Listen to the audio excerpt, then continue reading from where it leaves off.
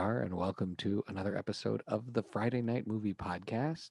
We are inching our way to the end of 2020. We're going to talk a lot about pop culture in 2020 in a little bit. But first, my best moment in this year in pop culture happened Friday, December 18th, and that was the season finale of The Mandalorian.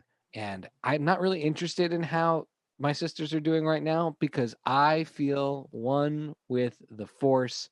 Just turn this off if you haven't listened to The Mandalorian yet. The spoilers are coming. They're coming fast and heavy. Okay, go watch it. Go watch the whole show if you haven't seen it. And then come back and listen to this. But I'm declaring right now my MVP moment of pop culture in 2020 was the last 15 minutes of Mandalorian season 2. I'm going to first start with Lily, who I told her I would not speak to her until I would not interact with her until she watched it. You meant to catch up on 2 episodes. Lil, you watched it with Mom. I have seen the video reaction of Mom. It's Yes. amazing. Go ahead, tell See a us. video reaction. You're sending secret videos? No, Shai asked for like documentary footage. I needed documentary Mom. footage of Mom watching what happened. So I wasn't included on the text chain. It's considered secret footage. This is true. I didn't think you want me to like bombard your phone with like they're like 5 just minute minutes clips of Mom watching TV. which is, by the way, the best ever because I miss watching TV with Mom so much. I just apologize in advance for the grunting. I have a tiny what you would call a baby Yoda on my lap. You do have a baby Yoda. He's got the ears for it. He does have the ears for it. So if there's any It's like very Grogu-esque. yeah, extra Grogu-y noises, it's special for the episode. I thought it was great. I feel like I missed that there was an episode last week. It must be the lack of sleep. So I was a bit sad because I would have normally liked to space them out, but I watched them together like a movie, and that was great. And it was like the usual like plot holes. Like he wastes his, what are those little things that zap out and can follow the person? Yeah, his little wrist lasers, and he obviously wastes those on the Iron Man, like on dark the Iron Dark Man. Troopers. But I understand he always And has then- bombs on him. Why doesn't he have one of his like little bombs to throw at the dark? Yeah, I don't think you can throw a bomb inside a spaceship. That's a good by point. the doors of the spaceship. Why That is is a there good an point. airlock There's always an airlock because they where they're keeping the dark Because they troopers? No, that's where they deploy from. That's where they Oh, deployed they them from to deploy. take They Grogu. jump down. And clearly, so- clearly they can survive in space, which was my first reaction when he spaced them. I was like, I told the kids, I was like, they're coming back, guys. They did not spend Yeah. all this money on Dark Troopers to watch him fight one. Right. Exactly. And then, so when Moff Gideon is like, you don't have your little secret super lasers anymore. You use them up because he's like reminding the Oh, audience. Moff Gideon, that- by the way, such a terrific villain. Yeah. No, he's great. Carl But Esposito is he's absolutely The really only amazing. way that there's a season 3 though is if it's about Bo-Katan and Mando like fighting over the Darksaber. Like other than that, I don't know what season 3 would be about. which is what Josh thinks, and I think is like interesting to Star Wars nerds, but I do question as to whether or not No, people that wanna you watch an cannot entire build season of 2 people Katie. around like a fancy. But also the a fancy epilogue made it sword. seem that this story is over, and then the next story we're following exactly, the new is show. Boba Fett. Which Yeah. to me is the brilliance of David Filoni's. I love how we're not even talking about the big moment yet. This is so great. The brilliance Because of that shows you that the big moment was not the best. It's amazing, but there's so much more richness in the show. Yeah, and talk David, about. David Filoni, who has been the guardian of the Star Wars TV shows, his whole strategy, which at first was people were like, "What is this?" with the Clone Wars cartoon, which I still recommend watching. For the first time when this whole thing ended, Mom because then they put it up on Apple, whatever this is, Disney, whatever, and it comes up as the next thing to watch. Mom goes, I might have to give that cartoon a try. It's I was an like, She's not animated watching it. series. It's an animated series. It's very complicated, but what Filoni perfected over the 7 seasons of that series, right? At first it's a little choppy, but then it gets really, really good. Is he does that show in like 3 or 4 episode arcs. So you follow one storyline for a few episodes, and then maybe there's an interlocking episode, and then you're following other characters in the Star Wars universe. So, and then they got really into it where there was like 4 or 5 that they were always following every season, and then there'd be 1 or 2 bottle episodes, and that would be your season. I think the smart thing to do with Mando is, in fact, to not end it, but drop the story here for a little while. I don't think you can go right from the Mandalorian series, end the way this one ended, and then pick it up with like season 3 with like Mando on a regular mission. Because let's if be there's clear, no Grogu, it doesn't have the same emotional pull. Look, there are questions as to whether or not Din Djarin, the Mando himself, is that interesting. I mean, they've made him more interesting. Is that his name? Yeah. They've made him more interesting, and this is again another great thing that Filoni does is he inches these newer characters along to the like Ahsoka didn't start off as a fan favorite. She started off as this super annoying character where you're like, why did they do this? And then as the show goes on, as she is this bit player, she became the star of Clone Wars. Very much like Shonda Rhimes. I think of many examples. I'm just saying, like on Grey's Anatomy. Oh, okay. They always start off with like a character that's super annoying, that's like a side character, and then over the course of like a season, build that character up to being like a fan favorite. It's true. And the other thing he does is that he never overcommits to one of those storylines. And I think, like, if Mando stops here, there's tons of little things that are left undone. I'll say this, because you did ask me if I liked it. I will say, it is rare that I like a show so much, and with just 2 seasons, how many episodes is that? 16 episodes or whatever? 12 episodes, whatever it is. 16. That I'm like, okay, cool, we're done.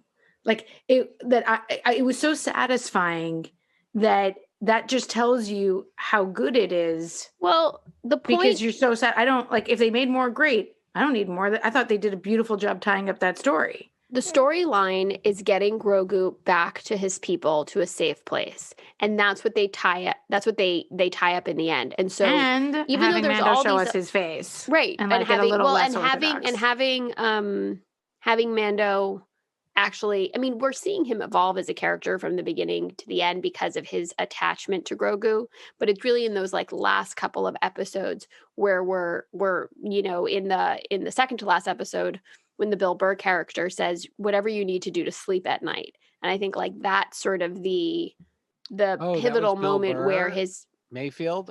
Yeah. He was surprisingly great, that character. That's what I thought too. I thought the first time he appeared in the show, I wasn't such a fan. Brooklyn accent's a bit much, but I liked him this time. I liked him this time. I didn't like him his first time, but I thought he did great. He said, whatever you need to do to sleep at night. And like you could sort of, Mando had been like getting closer and closer to that as his attachment to Grogu grows. And then it really like clicks in that moment that it's about doing the right thing, not doing what you've been trained to do, but like actually following your conscience and making that decision. And so it finally feels like he has, like, there's obviously so much more room for him to grow and evolve. But as far as having this story be complete, we've seen his character grow and change enough to know, that he's like on his own, starting his own path. And we have Grogu get to a safe place in the end. And so it feels very complete to me. And the other bits and bobs of side storylines like Bo-Katan and the Darksaber and Boba Fett, like that could be an entirely different show without. Also, like, again, like the Star Wars plot holes. She's just like standing on that bridge looking out into the mist. I'm like, dude, if you want that lightsaber, go find the bad guy and get it from him. Look, I can't help Katie Sackhoff more than she's already been helped by being in this show. Yeah. She, the part that I think is, so what I love is that great. So they do 2 seasons of this. Then we're going to get Obi-Wan and Ahsoka. And then we'll get the Book of Boba Fett. And then in 2 years, we can do The Mandalorian and organically work his story back in, and maybe he'll appear in any of those stories. Exactly. Or build a bigger, retaking of Mandalore story that threads in all these different elements. But I don't feel compelled to go back. I also think that, again, the issue with both him and Boba Fett is I think the suit is far more interesting than the people under it so far. But I also give them time. One of the best moments, though, I loved was when Boba Fett argues with Bo-Katan, and she says, "I know that voice. I've heard it a million times." You're a You're a clone. clone, because the Clone Wars TV show, she's a main character, and all of the clones are clones of Tamora Morrison. They're all variations of him. Yeah, because Jango Fett, his father, was the genetic basis of all of the clone army. That I did not know. I didn't know that. So all of the clone characters, which, by the way, is initially, again, in the original Clone Wars TV show, you're like, why am I following these characters? By the end of it, you're like, oh my goodness, I live for all of these different clone characters. In fact, there's rumors of Tamora Morrison coming back again in some of the other shows, not as Boba Fett, so I assume as other clone characters. Namely, if he's in Ahsoka, then he has to come back as Captain Rex, who is absolutely one of the best characters of new characters ever created. That's the is the Captain Rex a clone? Captain Rex is one of the core clones. So there's like a few clones that become major supporting characters, and they're kind of assigned to different Jedi. So Captain Cody is assigned to Obi-Wan, Captain Rex is assigned to Anakin and Ahsoka, and then there's Fives and Wolfie, and there's a whole bunch of other ones. But Rex becomes Ahsoka's loyal Right. buddy. You explained that to me. And when Order 66 happens, she saves him from getting the chip in his head, from the order chip in his head, and he ends up saving her. And so then he comes back later. And anyway, so I'm very excited for that. So now let's get to the big moment. And I want to reference Michael Mercy is I would say 80s toy enthusiast, but a pop culture enthusiast. I follow on YouTube. I subscribe to his channel, and he gave the most beautiful reaction to the grand moment, and the grand moment being, and I'll just describe it now. The Mando has fought off one dark trooper, and now all of the dark troopers are coming off, and he was nearly killed fighting one dark trooper who was like the Terminator. And now there's an army of them bearing down. Right.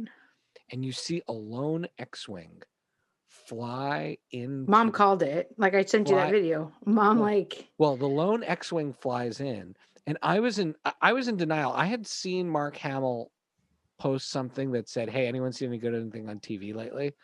So it's like, you're right. I saw that. So I saw that, and I was like, could it be? No, I was like, oh, are they bringing back those Star Wars, the Rangers, the guys that were in that ice planet, because they're getting like their own show of like these rebel. No, they aren't. Yeah, really, something like that. Either way, I was like, oh, are they really just?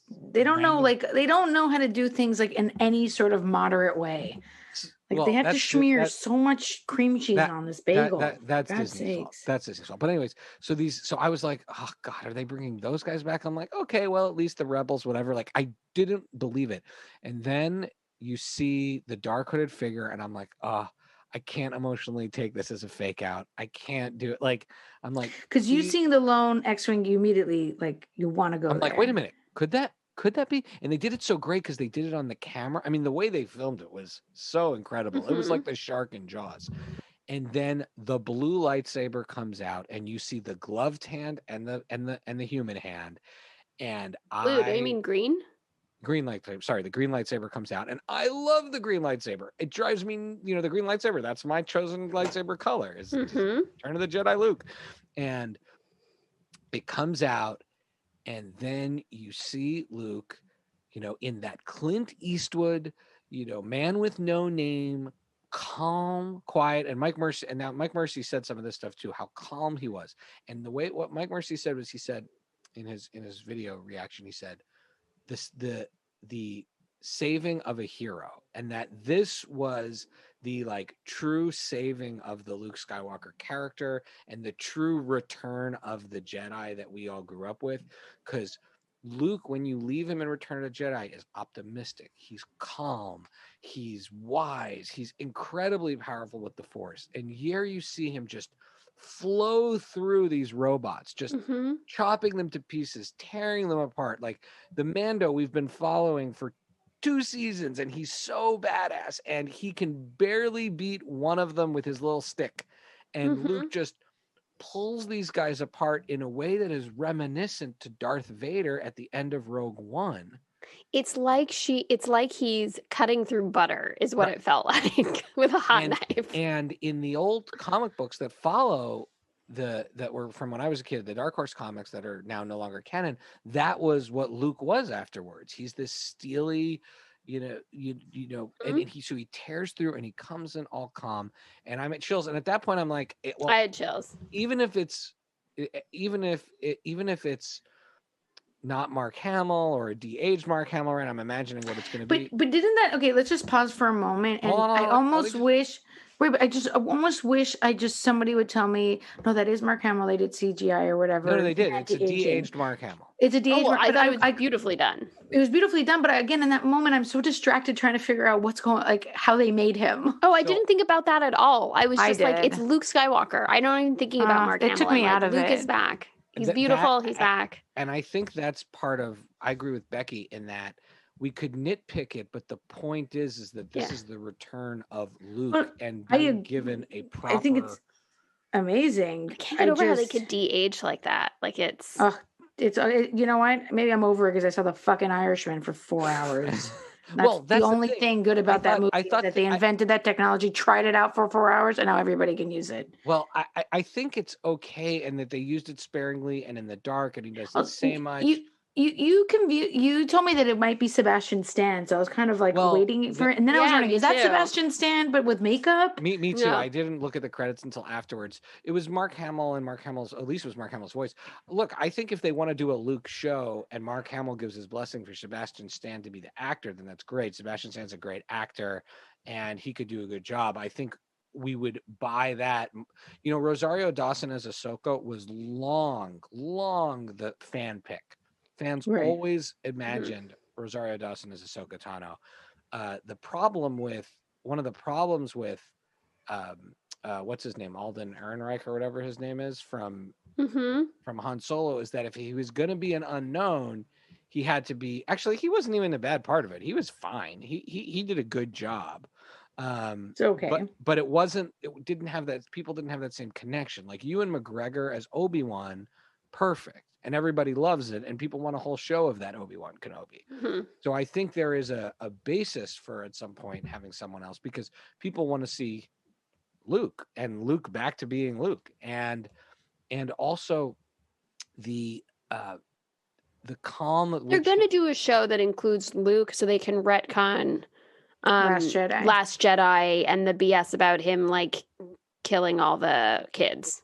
Well, he didn't kill them. Or like trying to. Well, at the very least, they now at least treat him like a proper Jedi master. I mean, the Last Jedi like basically says like, well, Luke, if Luke's Jedi temple failed and was destroyed by Kylo Ren, to me that can fit the story.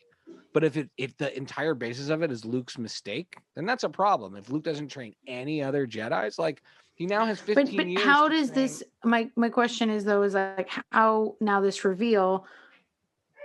If you look at the Force Awakens, Last Jedi, and all that, where's this Baby Yoda during that whole time? Look, I trust Filoni to be able to figure that out. Okay, so I'm just saying, like it's master, like he understands it, and Favreau won't screw us over. I trust them to figure it out.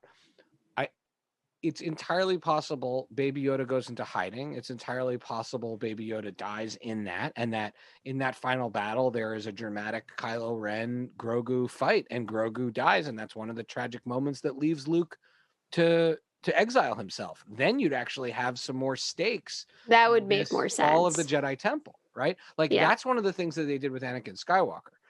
Anakin Skywalker's change to Darth Vader in the movies is quick and clunky in Revenge of the Sith, but when they built back the Clone Wars story, a huge part that they retroactively added is Ahsoka Tano being rejected by the Jedi and sold out by the Jedi. His best friend, his Padawan being thrown out is like a huge it's devastating. Makes him no longer trust the Jedi. And so it's just annoying that Star Wars is so big that they can't just get the good stories from the beginning in a row. I think this is why they're moving to TV. I mean, even George Lucas always imagined it based on the old Flash Gordon serials and stuff, right? So if Disney is going to invest, then great. I do think though they have way too many. As usual, Disney is like you said, like smearing it up a little bit. Like It's a lot. Like it's less is more, people. Yeah, like but again, so beautiful to have Mark Hamill return. What a moment also, of like triumph to have him, and I love when the X-wing comes getting close to the ship and you see Grogu's like ears open up. yeah, He can like sense him Force. when he's touching the And screen. He can like sense like, his presence to give him like a signal to tell him where he is, like that. And poor Grogu like aged. You saw like how he was like looked so much tired. He older. was so really sleepy. tired. But I love how when Luke is holding Grogu, he like they give him a moment to like take it in that it's a Yoda creature. You know, like they have that beat where they hold in his face and So he like do you think Yoda has knew, a moment. Not Yoda, Luke knew what he was coming to get in the Force, or he just knows there's just some just Jedi knows out there? there's a Jedi. Was he just like doing like a poker face, but he was like, oh my God, there's a little Yoda? Yeah, I think that's what he was doing. I think he was like, whoa. I think he was like, wow. Because he like, looked he's pretty kind of like shocked. robotic. Like also, his remember face, Yoda says, you know, pass on what you have learned. Like there's a Mike Mercy also talked about that in his YouTube clip. The beautiful circle of Yoda being Luke's last teacher and then Luke's first student, right? Like, and this is the brilliance of this. This is a way of bringing in non-Skywalkers to the story without rejecting the rest of the story. That's what was so like appalling about The Last Jedi, is like they were so like uncreative. We're like, well, we want to do something new, so let's deconstruct the entire character that you all, you know, that you were all involved in. So we assume that the blood that they took, because they have what they need from him, is then what's going to reboot the Emperor. Yeah. Who and then Snoke and all makes a baby with someone, which is Rey. So the Emperor. So the idea here is, right. So they're pulling. I'm going to extrapolate and say they're pulling some stuff that is from that same series, the Dark Empire, the comic book, and the idea is that there is this crazy experimentation lab where essentially the Emperor is so powerful with the dark side of the Force that he can be remanifested into different bodies, but they're like sort of not fully human. And it's sort of hinted that even the Emperor in Return of the Jedi, who's all like gross, right? Like maybe that isn't even his original body, right? Like that he's already on his second or third body. So but it's unclear. He does look a little mangled. So but the other idea is that his use of the dark side of the Force is what rots him, right? Like that's how, if you look at when he starts using the electricity in Return of the Jedi, not Return of Revenge of the Sith, that's when his face it's all melted, right? And so the Emperor, so it's entirely possible that the Emperor is like a spirit in the Force, or there were instructions laid with his deepest, you know, believers, and Moff Gideon is one of them, and to read. Just to be clear, Moff Gideon has no Jedi power. No, not at all. He's a formidable swordsman, I guess, but even then, Mando took him out pretty easily, pretty quickly. And so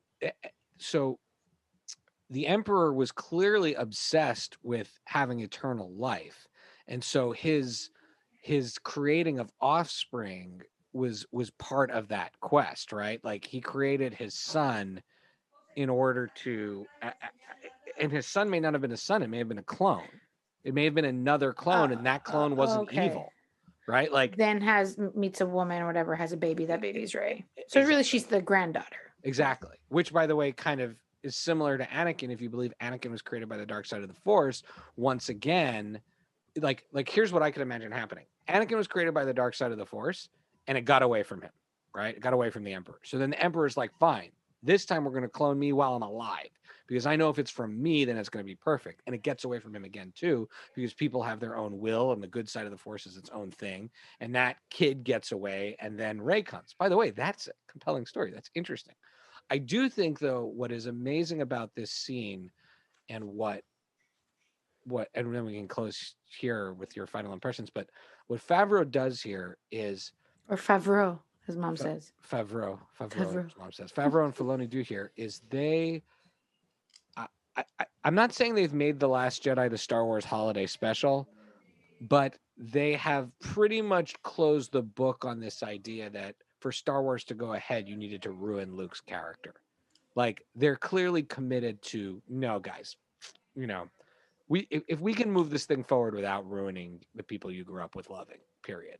So closing thoughts on that, and then we'll get to our best of 2020. No, Anyone else? I thought they did More a great closing job. thoughts?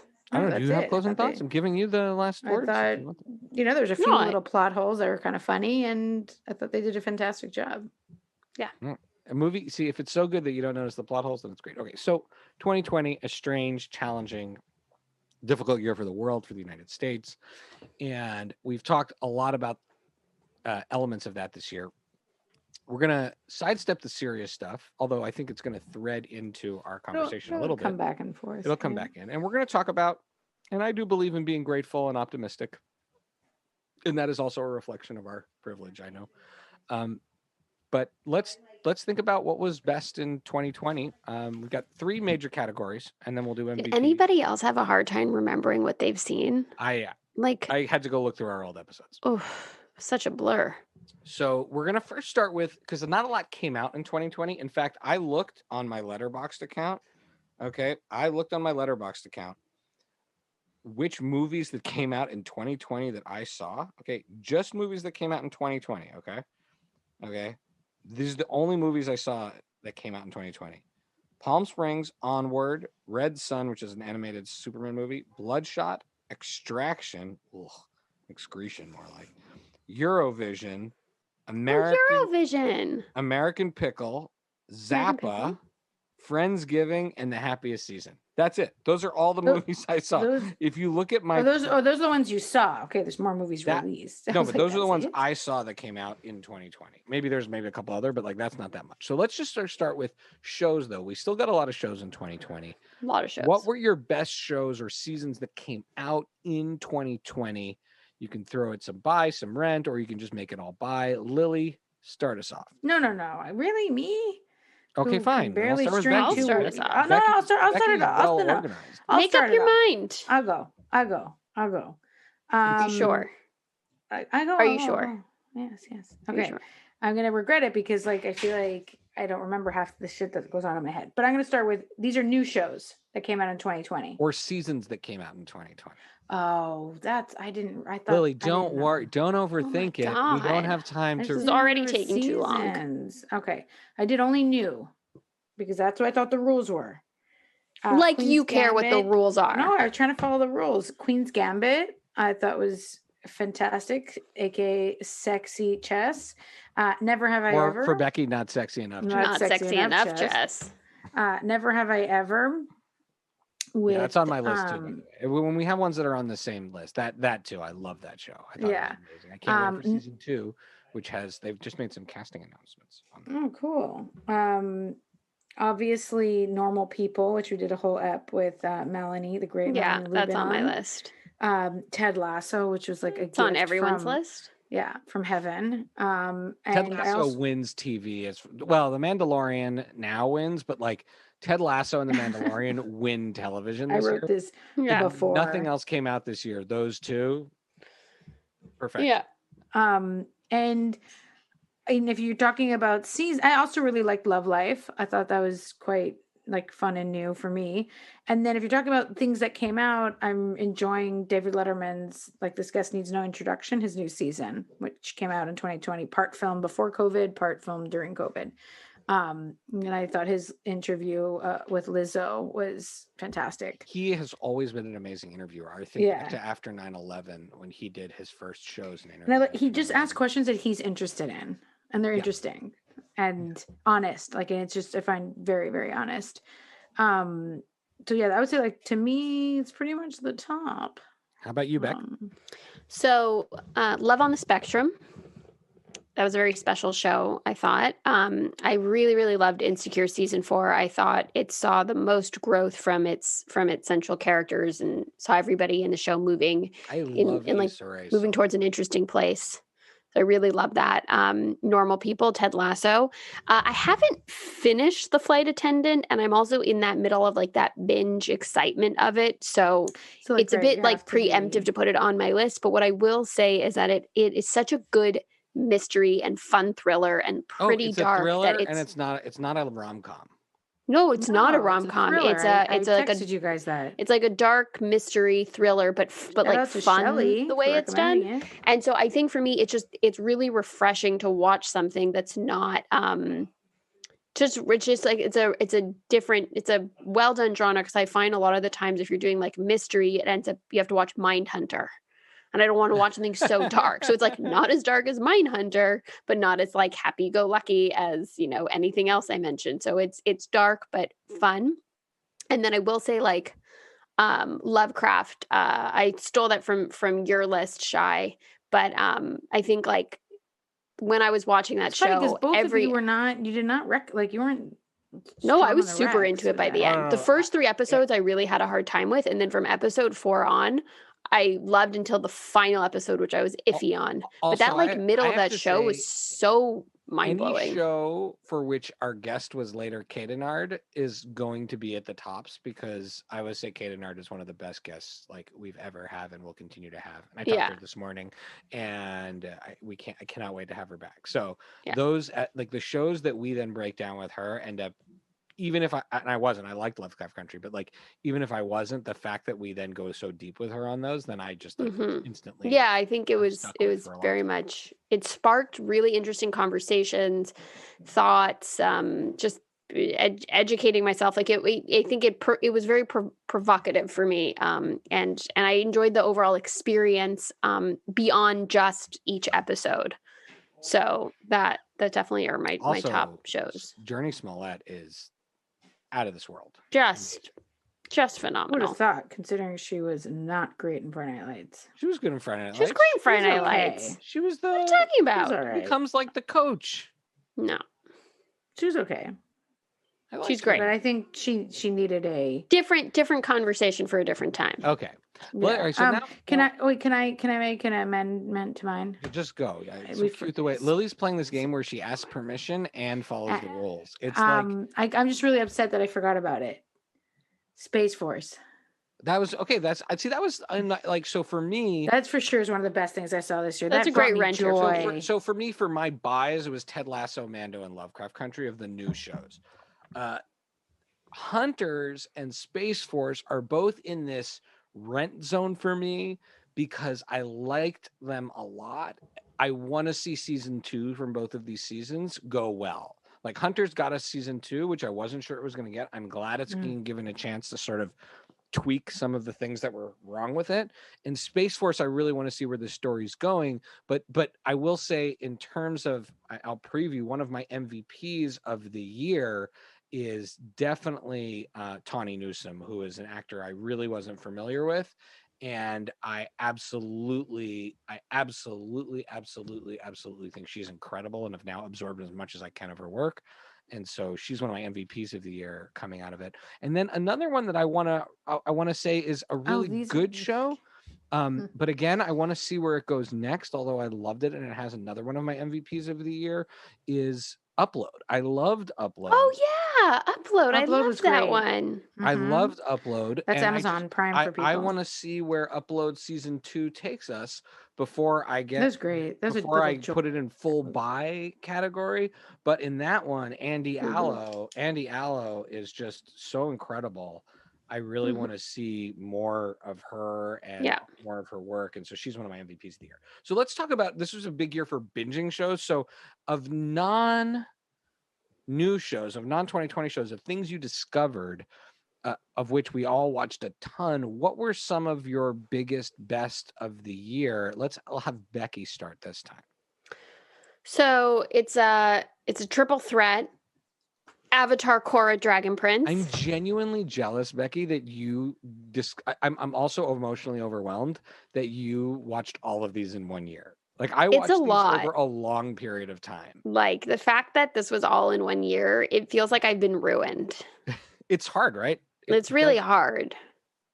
It's really hard. And there's like certain moments in each of those shows that I like go back. Or did you watch alone? I'm alone. I don't watch. We've watched like one thing together this whole year. No, I watched all 3 of those alone, and there's like really specific episodes and moments in each of them that I like hold very near and dear to my heart. I'm not going to get into the details of it, but for sure those three at the very, very, very top of the list for me. And just so highly recommend all of them. And I recommend watching them specifically in that order. I feel like it needs to be watched: Avatar, Korra, Dragon Prince. Oh yeah, I told this to Dad the other day because we got I got my eldest a stuffed bait, the character bait. Oh yeah, of Dragon course. Prince, and Dad was looking at it, and I said, and he was asking about the show, and I was like, you're not allowed to watch it unless you watch all of Airbender and all of Korra first. You don't get to cheat.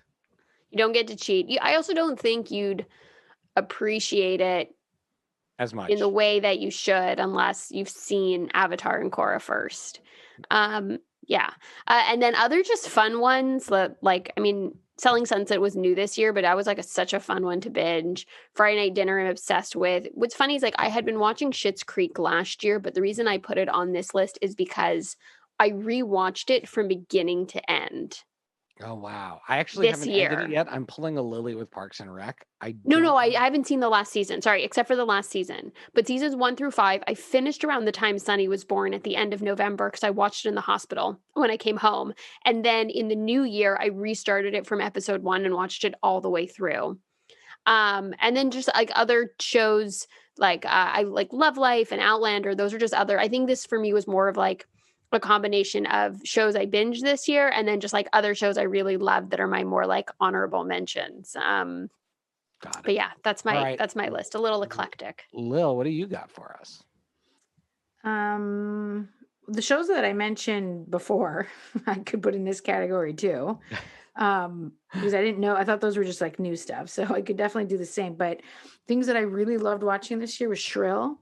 The Last Kingdom. Shai, you're right. I watched every single season of that in like 3 weeks or something. I watched an entire series right when I got home from the hospital with the baby. That show's amazing.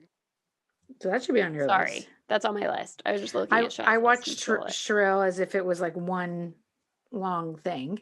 Oh, like, yeah, as if that it was one too. Selling Sunset because it brought me so much joy texting constantly with Becky, and we watched an episode together. And it began the beginning of our great cameo expedition into where you got your Mary Fitzgerald cameo. And what's her name? I got 2 Selling Sunset cameos. Oh yeah, and Maya Vander for Maya Vander. Thank you. So that was fun. And Becky and I have into this entire pandemic, it's the only show that I've watched simultaneously with someone. Like everybody has viewing parties or whatever, but it's the only one that Becky and I made the effort to sit. I did that with Vanessa, cousin Vanessa, with Outlander. That was really fun. So that was just so fun being able to do that. And then Bosch was like huge in my house. Is Bosch really your biggest I Told You show of the year? Probably. Oh, for sure. Because 100%. My biggest I Told You show completely against watching that show. And that was 6 very dedicated seasons to that show. My biggest I Told You shows of the year were Last Kingdom and Ted Lasso. Last Kingdom going to Josh and you. No, me. I worked it harder than Josh. No, it was Josh's I Told You show, but you did the heavy lifting. Yes, thank you very much. And then Friday Night Dinner was such an amazing found thing. Your brother looks out for you guys. I wouldn't recommend stuff for me. I wouldn't recommend stuff you won't like. And then I have Last Kingdom on here because again, things that I enjoyed. That is such a fun thing in my house to watch with Jose. He's so into it, and it's just one of those shows that everybody gets really into. So that just makes it's more of a show. It's an experience. So that's on there.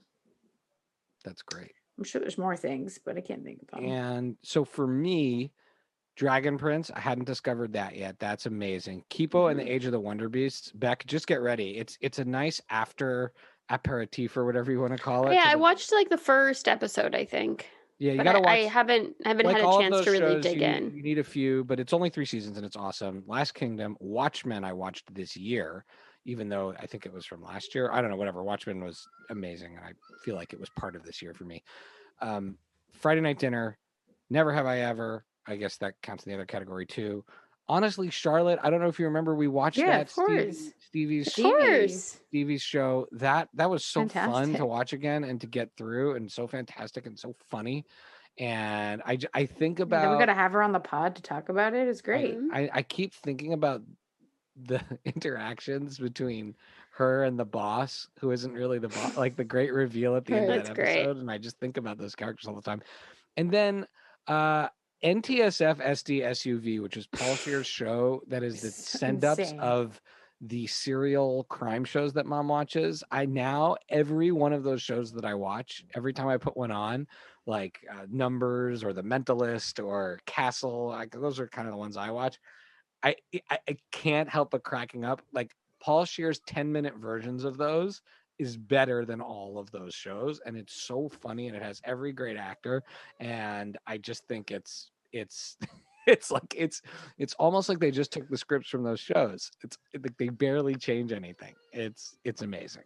And then A Rent to the Expanse, which was a good show. I liked checking it out. The new season is out, but I sort of started losing motivation in the last couple of seasons. Okay, now let's talk movies. Now, as I mentioned earlier, there were almost no new movies that I watched this year by comparison. Like normally the amount of movies that came out in a given year I would have seen in a month that I saw all last year. What movies that you watched this year, old or new, Oh, that's were hard. your big movies of the year? Becky, how about you go first? So Crip Camp, which I know is a documentary, and so Shai, if you watch it, it'll have to be assigned as homework, but you really should watch it. We'll just put it there. It's on Obama's list of favorite movies that his Can we do a intern picked for him. little interjection here? Shai, you are of the opinion there's no way he writes that list. But he has seen Crip Camp because he produced it. So, I mean, so I assume he's seen it. Does he have time to watch it? I don't know. Becky, So do you think he writes that list himself? I'm just curious on opinions. I think he gives input. I think what happens is he gives input, and then his interns are like, "No, that's not cool. We can't put that on. No, we want to put that scene of Fleabag in. Come on, put that scene of Fleabag in. That'll be so cool." Right. So I feel like he definitely gives input, and then it just gets like fixed. Like they fix it for him. But that movie, I'm pretty sure he's seen. So I actually had a really hard time remembering what movies I've seen because it feels like I didn't watch any movies this year. Like I just watched shows, or I don't know what it is. And then anyway, so moving on. As we talked about, was it last week already? It was just last week or 2 weeks ago. Deanna and Divine Meet the Apocalypse, which I just keep replaying in my head, is phenomenal. It is so good. A movie I loved that Shai will not be able to watch and Lily might be able to watch. I'm thinking of Ending Things, which I described as starts off with a 20-minute scene in a car, like 22 minutes of two people in a car talking. It's so... I tried to get everybody in that. I tried to get people to watch that in the house, and no one will watch it with you. I really loved it. Charlie Kaufman is weird. I really, really loved it. It just, for me, it was like a throwback to when I was in film school and I used to watch interesting movies. So like that felt really good. I felt like, oh, my brain still works. This is fun. Another documentary. You thought it was good. So I really loved it. Another documentary that Shai turned me on to that is not from 2020, but it's still a movie I watched in 2020 called Little White Lie. Awesome documentary. Amazing. Thank you, Shai, for that recommendation. Lacey Schwartz Delgado. And I want to give an honorable mention to American Pickle. And I give it an honorable mention because for me, it's ultimately a Rent. But I so rarely get to, like, there's so rarely, like, Jewish stories that I really Jewish loved stories it. That also aren't fully just like, Jonathan Bramfman, one of our other amazing guests, always talks about how sometimes like the Jewish stories, even as told by Jews, highlight these negative stereotypes. And I think that American Pickle was a much more honest internal discussion between generations when it was at its best. At its worst, the movie can be kind of dumb, but it's at its best, especially like the ending Kaddish scene, like it's just, and so especially right now, because we're in the Hanukkah Christmas time of year, it's become so much more in my face than ever before how like Jewish holidays don't have a presence in pop culture. And I'm trying to get my kid Or they excited do in very weird ways where in weird ways. there's like a Christmas display and there's like one little menorah under the tree. Right, but that's what and I'm the saying is that like mantle, I'm and trying to we're get like, my I don't think 3-year-old that's not exactly how it works, guys. excited about Hanukkah, and everything is Christmas, and I'm trying to educate her about her own culture and religion, but like everything around us is bombarding us about Christmas, and I would like love to show her some Hanukkah episodes of shows, but please tell me where they are, someone. And so anyway, so I've been and a couple of the good Goldbergs ones are okay. Oh, right, yeah. But she's too little for Goldbergs, like Right. every single show on Netflix every single animated kids show has a Christmas special. Like that's what I mean. And anyway, so it's not like I'm going to show her American Pickle, but I feel like I extra appreciate it at this moment in my life having a Jewish story, a Jewish movie to have seen, even though it had its pros and cons throughout the film.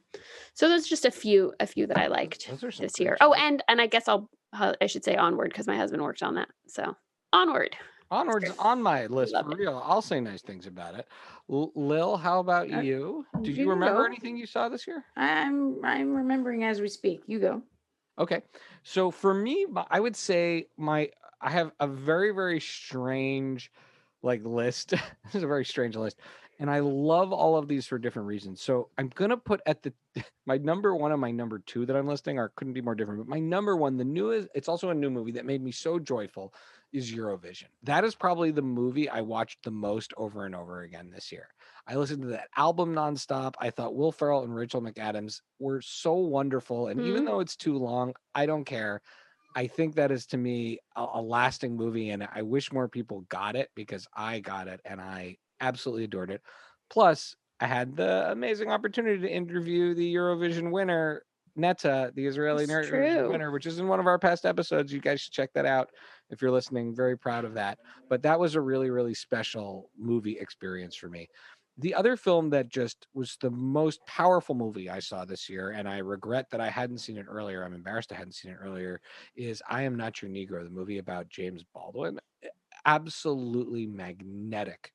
And it has so much of his own voice telling the story that from recordings that it is just beyond compelling and so timely with all of the horrific things that were highlighted this year. And I didn't say happened this year because it's clear and the movie highlights that these horrible issues of racial injustice have been happening all the time.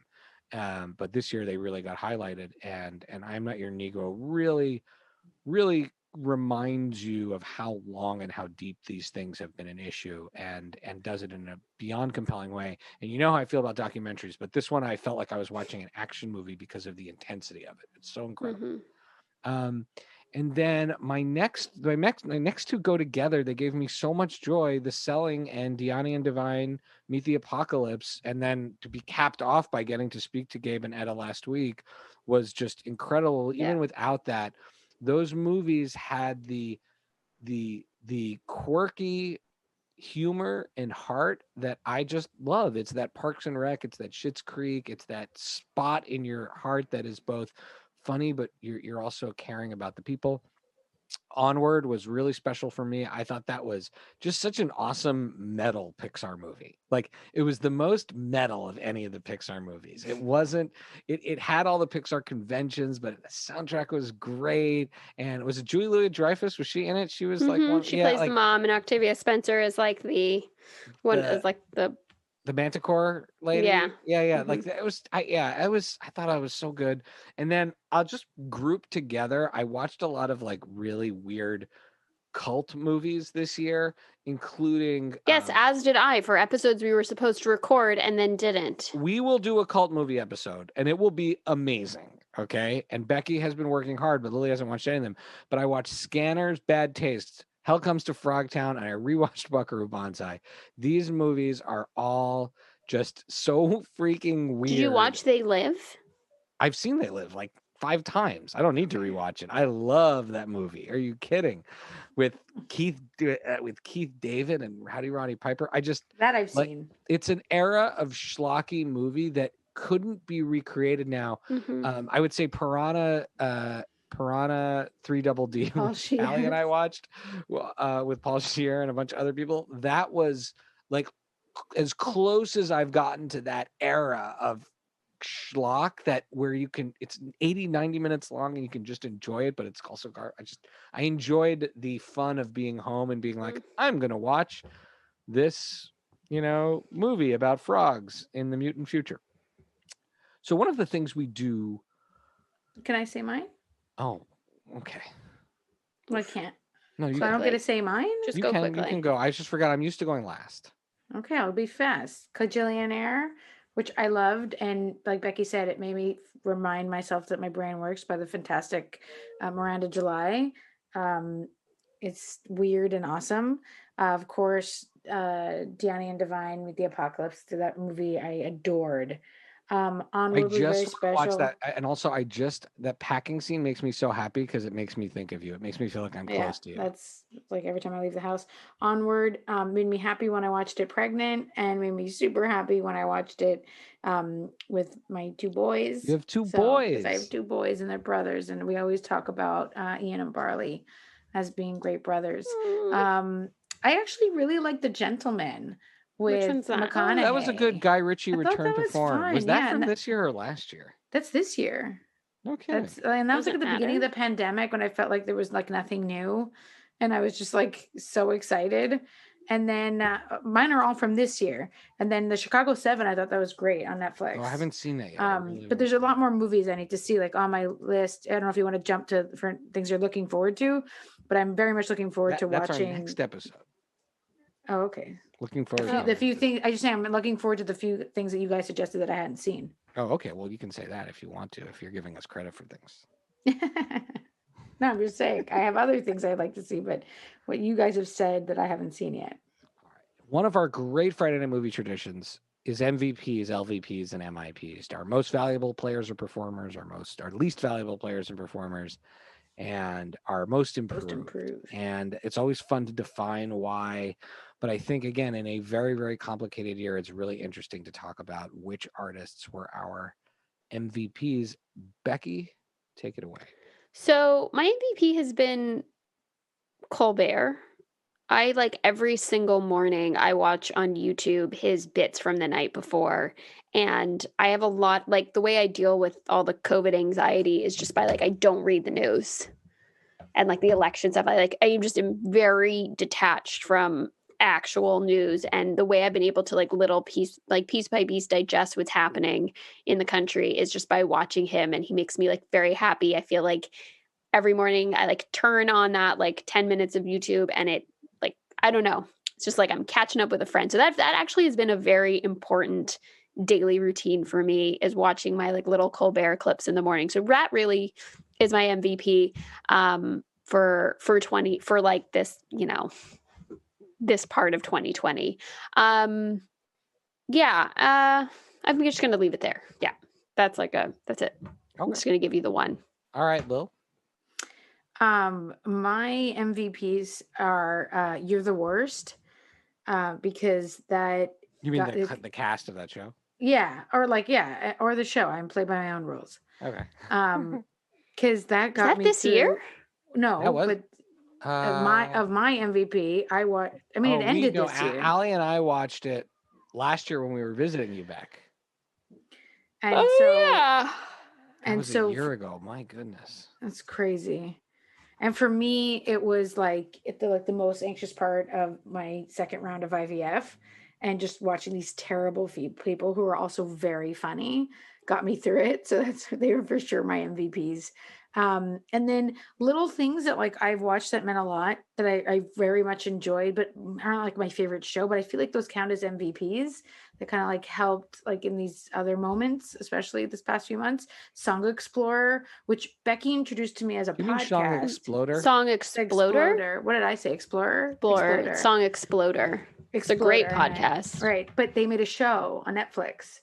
And so you can like watch the interviews. Oh, and, like, cool. Yeah. So like, it's not the same as the podcast. They have expanded it to then like the actual artists like talk about their work and stuff. And I really, really enjoyed it.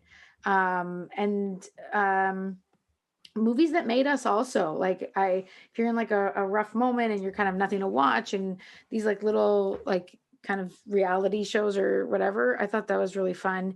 And Dead to Me, that was an MVP. That dark humor, when I Really? needed it, I love Dead to Me. That dark humor of that show, it just gets I did me. 2 episodes. I was like too sad. That's no, Turning it it's off. fun. I think it's hilarious. I have a good dark humor streak.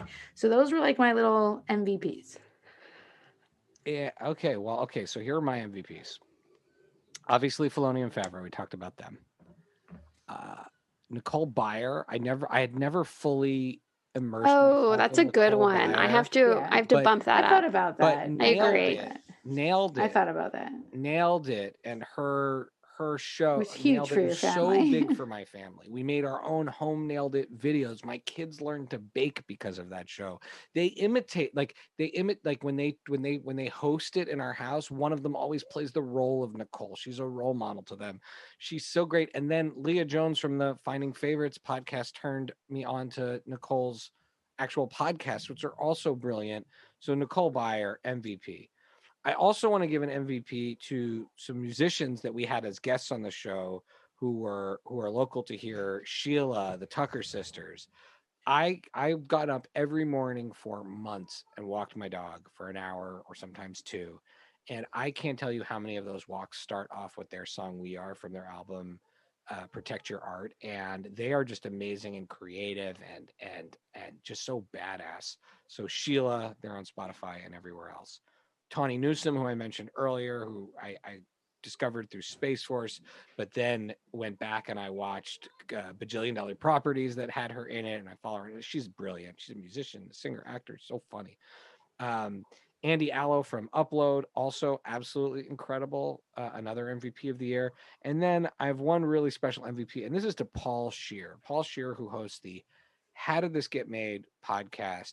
He was in Black Monday, which I had not watched till this year, and he is amazing in that as a dramatic actor and comedic actor, but also dramatic. And he is also created NTSF SDSUV, which is hilarious. But as you know, as the person who does a lot of the lifting behind the scenes on this podcast, Paul, to me, the work that he does for How Did This Get Made is just so great and joyful for the fans. I tip my hat to Paul Scheer. That is someone in our industry. And by industry, I mean podcasting. Granted, his industry because it makes money and ours only loses money. But I tip my hat to Paul Scheer as an MVP. All right, Beck. Lead off our LVPs. This is where we get catty and we have some fun. Mine's a whole category. There's too many to name. So I'm going to say Netflix original movies, Netflix original action movies. I don't even need to see all of them Totally right. for them to all be in there. So I'm just going to name 2, 100%. Ava and Old Guard. Let's just start with those 2. There's so and many. say any Netflix original action movie Isn't in that Blood's not category. one? Expulsion, And Blood's 5 not? Underwater. Bloodshot's not. No, Bloodshot Netflix? was a studio release, but it was just released VOD. But it might as well have been. Yeah. They're just every possible missed opportunity is encapsulated in their original movies. And I watched Ava the other night. We were so excited because we love Jessica Chastain in this house. Doesn't? We love her. She is like insane. We love her. We love her. And I got to watch her for 95 minutes, but there was nothing. Like, you guys text me, you're like, what's this? What was the movie about? It wasn't. That's the answer. It wasn't about. She changes her wigs. It just wasn't about. There was no storyline. And it was such a and you know what? Who else is in it? Oh, the one she plays the daughter in Space Force. Yeah, she's in it. And the ending of as like an adult, right? Not as like a teenager. Well, she's like a young adult. She's probably supposed to be like early 20s. And it's like, and the ending of it is a setup for a sequel, which could be really, really cool. So I'm like, I feel so betrayed by Netflix that the ending, I'm like, ooh, but maybe the sequel will be good. Now, I won't. I've so seen bad. A couple of Netflix movies have been good. But again, when you watch a Deani and Divine Meet the Apocalypse or The Selling, and then instead you had to watch The Happiest Season or any No, it's just it's a or crime that Friendsgiving or any of this sort of nonsense. Friendsgiving was so bad, Shai. That Oh was my God. VOD. I turned it though. off. That was VOD, I think. It was But bad. like, yeah, I just think these are. It's a shame because, like we said, there's no small movies. There's no bad movies in the sense that people are working hard. People work really hard. It's not, but I feel like I would say, like, But there's I would say the failed problem with movies. Ava and the problem with Old Guard is not the filmmaking, not the acting, not the production value. It's the script.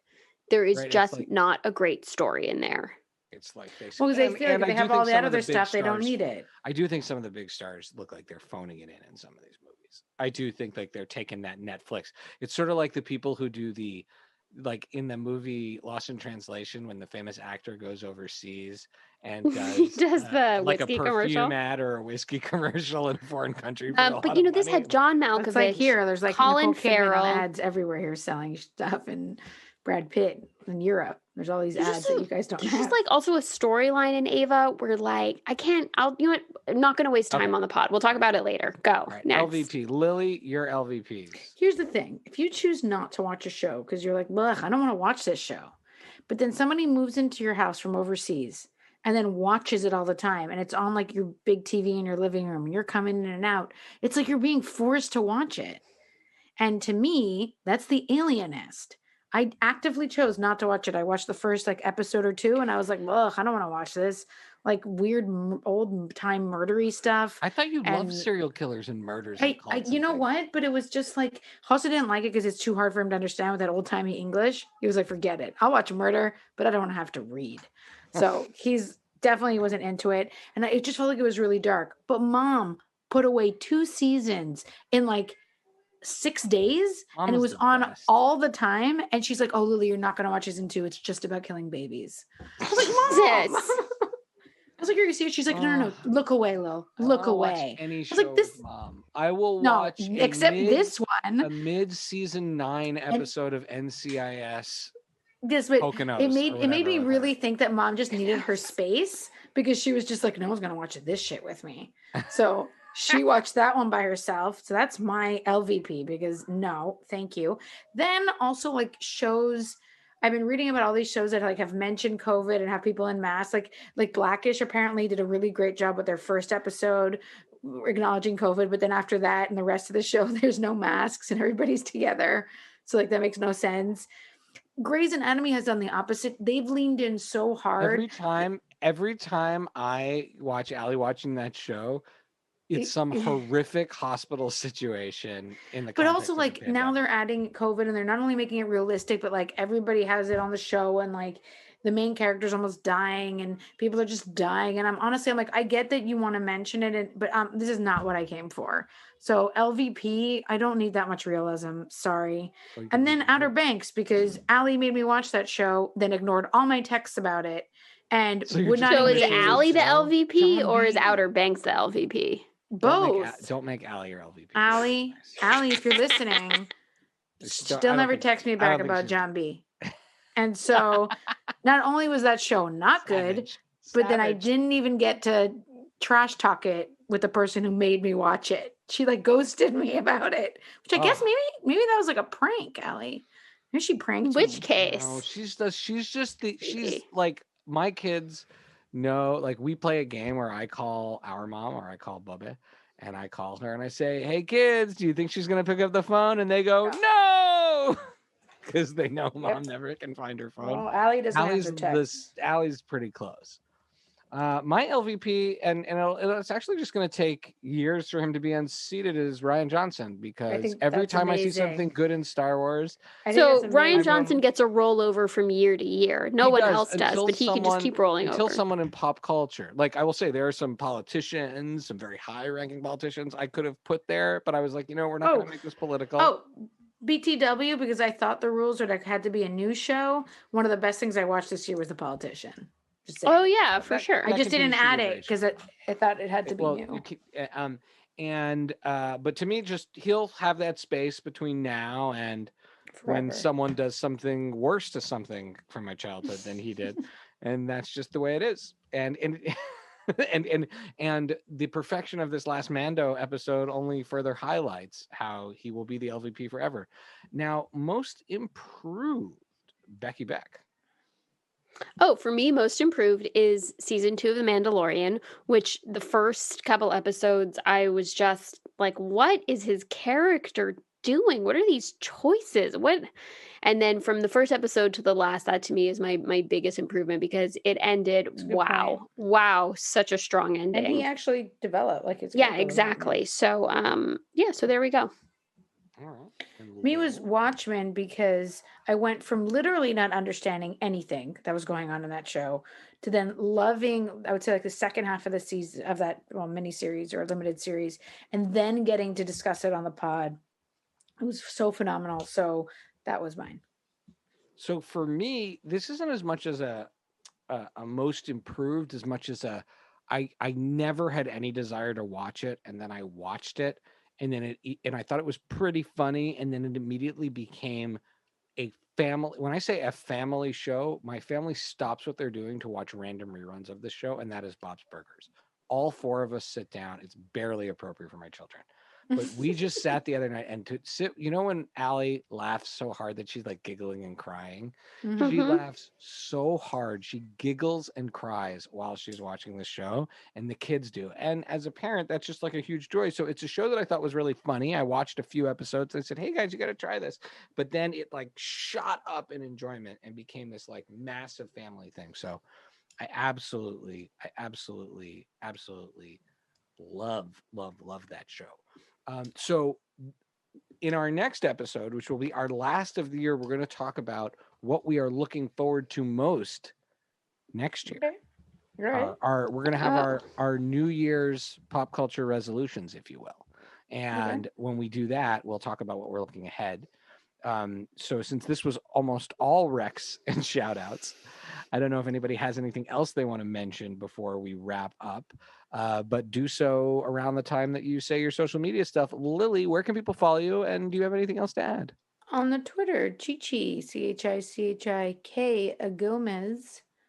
And I would like to just add that this week I was mailed a real life Grogu from Shai, and he has been making phenomenal appearances all over the household, participating in all different kinds of activities. So just keep an eye on the Friday Night Movie Pod Instagram because he's very busy, and I'm going to be reporting.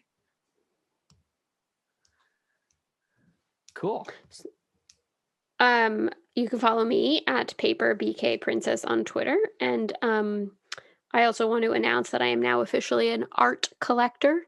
Both of my siblings have bought me very special pieces of art for my birthday. My brothers came in the form of beautiful Avatar and Korra books that I will read. What? I also gave you an autographed Dan Byrne original painting. You also gave, last year. but that's not in my house. Last year. Is that in my house? I think it is. It has to be. Yeah, it has to be. It's in a poster tube somewhere. Okay. Yes, the Avatar Airbender hardcover books. Yeah, amazing. And for my sister, I got a beautiful, beautiful piece of art from an artist that I love, that we love. I mean, it's a plate, but it's still very special. How did I know it was going to be a plate? I was going to jokingly say it's actually a dish. Bowl. It's a dish, but it's a very fancy dish that you can't use. It's being hung up somewhere. Lily knows to get me Oculuses and not flatware. Hey, I got something special for everybody, but I think I killed it this year. Look, this family crushes it on gifts. We are inconsistent, and we don't play by rules of like, oh, it's X birthday, so we're getting you Y. But man, you guys show up. When you show up, and it's amazing. It's so worth it. So well done. So I just wanted to do a shout out to my brother and sister for making this COVID birthday year very, very special and meaningful. So that's it. And you can follow. Well, so my final shout out is, you can. I want to shout out to my wife and kids for. It was a really, Hanukkah. It was kind of a crazy year, and Hanukkah was really beautiful and cathartic and filled with light and love. And we did lots of fun celebrating together. And the kids are finally learning the songs and stuff. So it was real. And they're doing like hilarious, dramatic versions of them, like the way I do. Like I walk around the house yodeling modes, or now the kids, like after years of being like, Daddy, stop. Now they do it too, because they get the bit. So with that, you can follow me at Pancake and the number 4 table, Pancake 4 table on Twitter and Instagram. You can follow all of the Friday Night Movie shenanigans at Friday Night Movie on Twitter and Instagram, or FridayNightMoviePod.com. Please join us. The end of the year is here. Perfect time to make your nonprofit donations. Please check out and join us in supporting the NAACP Legal Defense Fund and the Equal Justice Initiative, both hugely important institutions that are helping to protect and renew our democracy. Again, just because an election's over and it may have gone the way you wanted it does not mean there isn't a ton of work to be done. And just because the calendar is going to switch a year from December 31st to January 1st doesn't mean the same problems that we had last year are not going to be there. They are going to be there. We need to work on those. So check those out. And last but not least, our theme song is by What Does It Eat? Check them out on Spotify, or check us out, I guess, on Spotify and iTunes and all those other places. And I love you, my sisters. It's so great to see you. Bye. Love you guys. Love you. Love you. Bye. Bye. All right. I gotta go